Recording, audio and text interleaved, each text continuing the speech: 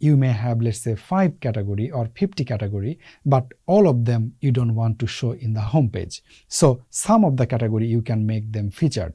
So as an example, here you can see the first category is the corporate, and last one you can see here the children's watches. So now let's say another one category you want to show in that featured area. So to do that, if you go back to the category which is under e-commerce management category, and then just you can see that you created a new category here, and this category has a star icon. That star icon is a blue color, and rest of them you see these are green color star.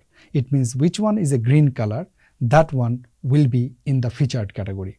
But there is one more condition. If you make a category feature, definitely under that category at least one product need to assign. So I believe now we know how to make a category as a featured category.